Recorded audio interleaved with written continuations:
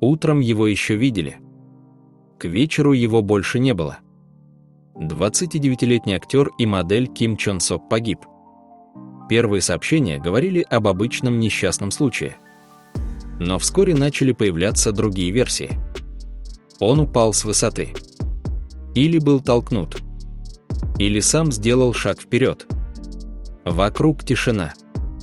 Ни агентство, ни близкие не дают прямых ответов. Одни намекают на эмоциональное выгорание. Другие на давление со стороны индустрии. А кто-то утверждает, это не могло быть случайностью. Что на самом деле случилось с начинающим актером, чье лицо знали тысячи, а голос почти никто не слышал. Сегодня мы разберемся. Его не знала вся страна, но его лицо видели тысячи. Ким Чон Сок – южнокорейская модель и начинающий актер. Он не выходил на большие экраны, не получал главных ролей, но уверенно шел вверх.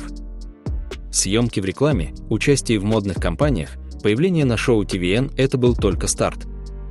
Родился в середине 90-х.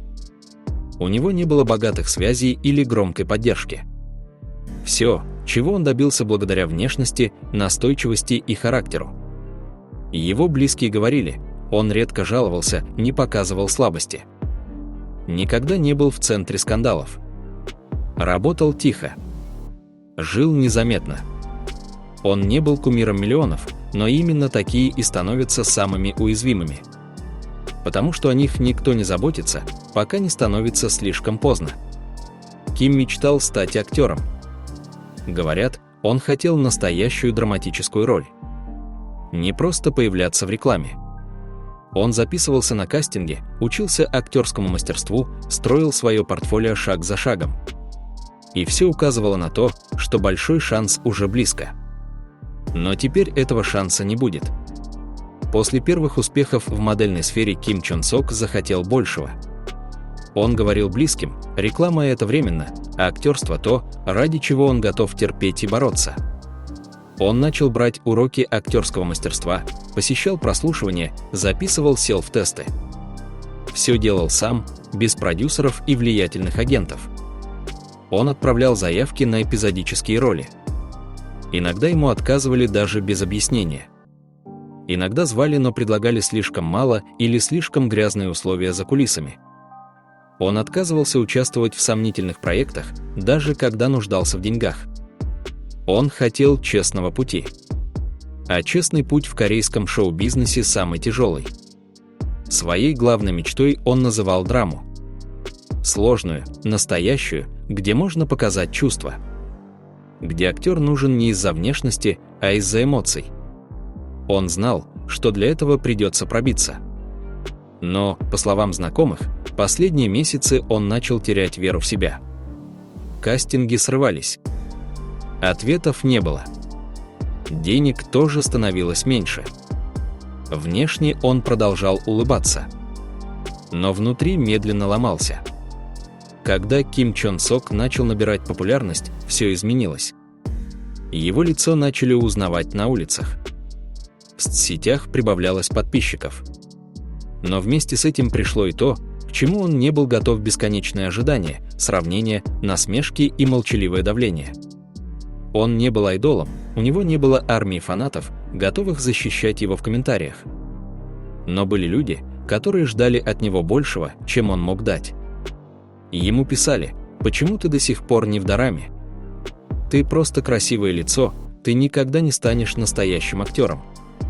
Он не отвечал. Он просто читал. И копил в себе. Агентство не поддерживало его как должно.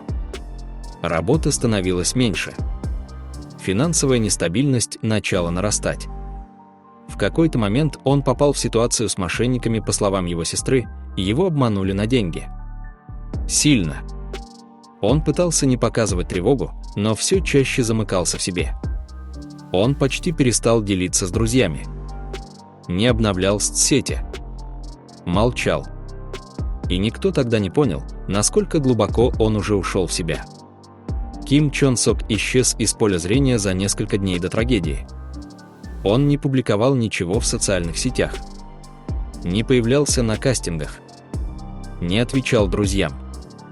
Те, кто все же с ним общался, позже признались, в его голосе не было жизни. Он говорил спокойно, но будто издалека. Отстраненно. Один знакомый заметил, что за несколько дней до смерти Ким написал ему простое сообщение: «Надеюсь, ты хорошо живешь». Без повода. Без продолжения. Это насторожило. Но никто не мог предположить, что это было прощание. Он проводил много времени один. Ходил по Сеулу без цели. Иногда просто сидел в парке, смотрел в небо. Сестра позже рассказывала, что он все меньше ел, почти не спал и постоянно выглядел уставшим. Но даже в этом состоянии он продолжал говорить, что все под контролем. По данным СМИ, в день трагедии он находился в многоэтажном здании в районе Каннам. Неизвестно, зачем он туда пришел. Камеры зафиксировали, как он поднимается наверх. Больше его никто не видел живым. Это был его последний шаг. 4 июня 2025 года. Именно эта дата теперь связана с именем Ким Чон Сока навсегда.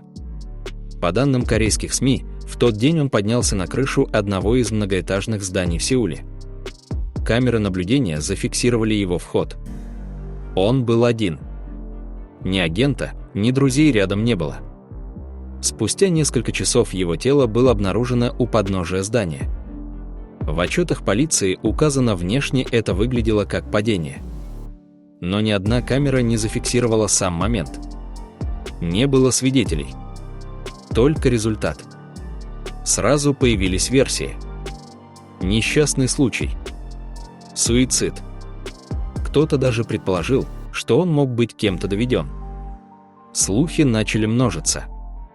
Некоторые фанаты заметили, что за день до трагедии он удалил несколько личных фото. А также пост, в котором он писал: «Я устал от того, что каждый день нужно притворяться». Но был ли это крик о помощи или просто эмоции? На месте трагедии не нашли ни записки, ни послания. Только телефон в его куртке и пустой взгляд на город, который, кажется, не заметил его боль до самого конца. Официально полиция назвала это трагическим несчастным случаем. Ни улик, ни следов борьбы. Ни записки. Ни свидетелей. Просто человек, который вошел в здание. И не вышел. Но в такую простую версию почти никто не поверил. Некоторые поклонники утверждали, что он не выглядел подавленным. Что даже за день до трагедии кто-то видел его в кофейне спокойным, сосредоточенным. Другие настаивали, что он просто не выдержал давления индустрии. Финансовые проблемы, эмоциональное выгорание, страх остаться никем. Все это могло довести. Семья долго молчала. Но позже его сестра выступила с заявлением. Она прямо сказала, это не было убийство. Но это не было и просто самоубийство. Это результат того, как с ним обошлись. По ее словам, за последние месяцы его обманули на крупную сумму денег. Его агент бездействовал. Кастинги срывались. А друзья начали отдаляться. Фанаты начали обвинять индустрию. Молчание агентства. Отсутствие психологической поддержки. И равнодушие, которое убивает медленно. Версии продолжали множиться. Но правда так и осталась тенью.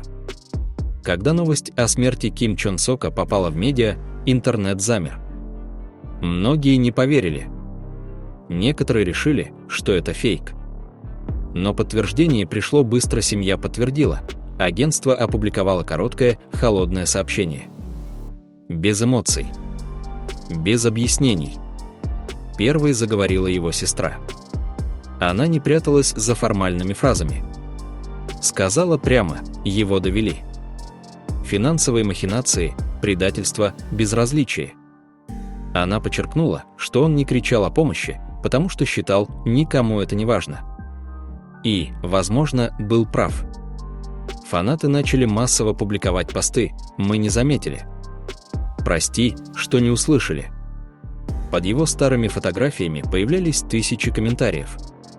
Люди делились личными историями, как его улыбка помогала им справляться с тяжелыми днями. как они ждали, когда он появится в дораме. Как он вдохновлял просто тем, что продолжал идти. Но теперь идти было некуда. В сети началась волна критики в адрес индустрии. Агентства, которые молчат. Система, где артист – это товар. Где ты нужен только, пока зарабатываешь. Где твоя боль никого не интересует. Памятные свечи. Цветы у входа в здание. Фанаты, которые собирались в тишине. Это была не просто смерть одного человека. Это был крик, который наконец услышали. Но слишком поздно. 6 июня состоялись похороны Ким Чон Сока. Все прошло тихо. Без камер. Без официальных заявлений. Только родные, несколько близких друзей и те, кто действительно знал, каким он был за кадром. Его тело кремировали. Урну отвезли в Йенгеу Мемориал Парк, место, где хоронят тех, кого не смогла спасти эта система. Его фото поставили в рамку, добавили любимые белые цветы. Сестра стояла рядом до самого конца. Ее глаза были сухими. Кажется, она уже выплакала все. Он мечтал о первой главной роли. О сцене, где мог бы показать настоящие эмоции. Он хотел, чтобы его услышали. Но услышали только после смерти. Остались вещи. Несданные сценарии. Телефон с недописанными заметками. И короткие видео, где он улыбался, потому что так нужно было. Проект, в котором он должен был сняться летом, отменили. Агентство удалило его профиль с сайта. И только фанаты продолжают вспоминать. В тишине. Без криков. Без скандалов. Потому что в этой истории не будет финальных титров. Только пауза. И пустота. Честно говоря, мне самому тяжело говорить об этом. В Корее такие случаи происходят слишком часто. Молодые, талантливые, искренние. Те, кто только начал мечтать, только сделал первый шаг и уже покидают этот мир. Они не успели по-настоящему жить. Не успели увидеть жизнь. А их уже нет. Это не просто трагедии. Это отражение того, каким холодным может быть шоу-бизнес. Где за красивыми кадрами пустота. Где улыбка может скрывать боль. А молчание быть последним криком. Дорогие зрители, прошу вас, запомните, ваши слова как меч. Если они полны злобы, они могут ранить. Если вы говорите с ненавистью, кто-то может не выдержать. Но если ваши слова добрые, мягкие, ободряющие, они могут исцелить даже неизлечимое, если на то будет воля Аллаха. Оставайтесь людьми. Не молчите, если рядом кто-то нуждается. И никогда не думайте, что ваше слово – это просто комментарий. Спасибо вам за просмотр. Берегите себя и тех, кто рядом.